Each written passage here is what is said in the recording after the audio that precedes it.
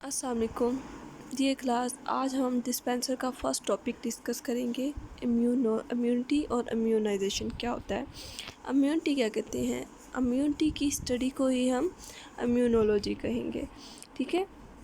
उसके बाद है इम्यूनिटी क्या होता है। It is the defence mechanism of the body और the reaction of the body towards any foreign substance और नॉन सेल्फ। मतलब इम्यूनिटी हमारी बॉडी का वो डिफेंस मैकेनिज़्म होता है या वो इम्यून सिस्टम होता है हमारी बॉडी का कि जब कोई रिएक्शन या कोई एंटीजन या कोई foreign substance like virus bacteria हमारी बॉडी में एंटर होता है तो हमारा जो इम्यून सिस्टम होता है वो अलर्ट हो जाता है, ठीक है। तो हमारी बॉडी को प्रोटेक्ट करता है एंटीजन या पैथोजन से। उसके बाद इसकी टू टाइप्स होती हैं, इनेट और नॉन स्पेसिफिक इम्यूनिटी। दूसरी है एक्वायर्ड और नॉन स्पेसिफिक इम्यूनिटी।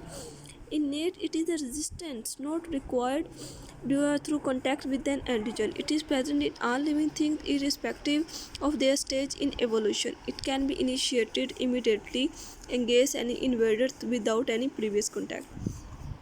Innate को हम इनबॉर्न इम्यूनिटी भी कहते हैं, मतलब जो नेचुरली हमारी बॉडी में हमारे बाय बर्थ हमें मिली होती है, ठीक है, जिसको हम इम्यून सिस्टम भी कहते हैं। ये लॉन्ग लास्टिंग होती है। इसमें हमारा इम्यून सिस्टम जब भी कोई भी वायरस या बैक्टीरिया आता है, कोई एंटीजन आता है, तो हमारा बॉडी जो हमारा इम्यून सिस्टम होता है वो एंटीबॉडीज़ प्रोड्यूस करता है। एंटीबॉडी बेसिकली एक प्रोटीन होता है, ठीक है, जो हमें प्रोटेक्ट करती है ये डिफरेंट एंटीजन से।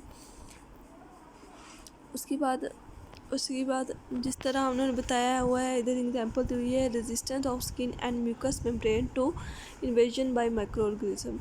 जिस तरह हमारी ये बॉडी के ऊपर स्किन है, उसके ऊपर हेयर्स हैं और जो मेम्ब्रेन है ये हमें प्रोटेक्ट कर रही होती है डिफरेंट ऑर्गेनिज्म से, ठीक है। उसके बाद वाइट ब्लड सेल्स हैं, वो भी हमारी इम्यूनिटी का काम कर रहे होते हैं, ठीक है।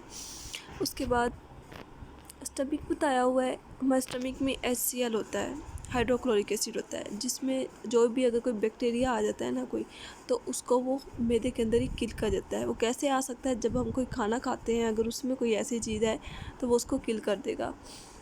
इसके बाद है एक्वायर्ड और specific immunity. These occur after exposure to an agent. It is specific and is mediated by antibody and by lymphoid cells. This type of immunity is present only in vertebrates. Occurred I'm not being maybe of following types. ये artificial होती है, ठीक है। ये हमारा ना body जो है इम्यून सिस्टम नहीं प्रोड्यूस करेगा, ये हमें बाहर से लेनी पड़ती है, ठीक है। उसके बाद इसकी टू टाइप्स आती हैं, एक्टिव इम्यूनिटी और पैसिव इम्यूनिटी। एक्टिव इम्यूनिटी वो इम्यूनिटी होती है जिसमें जो हमारा that type of immunity in which our immune system produce antibodies against any antigen और पैथोजन, ठीक है। जिस तरह वैक्सीनेशन होती हैं, कुछ ऐसी डिजीज़ होती हैं जो हमारी खुद ही हल हो जाती हैं, ठीक है। जिस तरह आप डायरिया कर लें, डायरिया भी ऐसी डिजीज़ है जो अगर कोई वायरस या बैक्टीरिया आ गया है हमारी बॉडी में तो हम ना कभी कभी खुद ही उसको ठीक कर देते हैं, हमारा इम्यून सिस्टम। उसके बाद है पैसिव इम्यूनिटी। पैसिव इम्यूनिटी ऐसे होते हैं जिसमें हमारी इम्यून सिस्टम इन्वॉल्व नहीं होता, उसके लिए हमें बाहर से डोनर से एंटीबॉडीज़ लेनी पड़ती हैं। जिस तरह हम डिफरेंट एंटीबायोटिक्स यूज़ करते हैं, हमें कुछ भी हो जाता है तो हम एंटीबायोटिक्स लेते हैं, ठीक है, उसको हम कहते हैं वो है पैसिव इम्यूनिटी, ठीक है। उसके अलावा जो हम इंजेक्शन लगवाते हैं, जिस तरह हमारा रोड एक्सीडेंट होता है हम टेटनस की वैक्सीन लगवाते हैं, इस तरह हम पोलियो की वैक्सीनेशन लगवाते हैं, तो ये पैसिव इम्यूनिटी में आती है। ओके, आज का हमारा टॉपिक कंप्लीट हुआ है। नेक्स्ट हम पढ़ेंगे इंशाल्लाह। अल्लाह हाफिज़।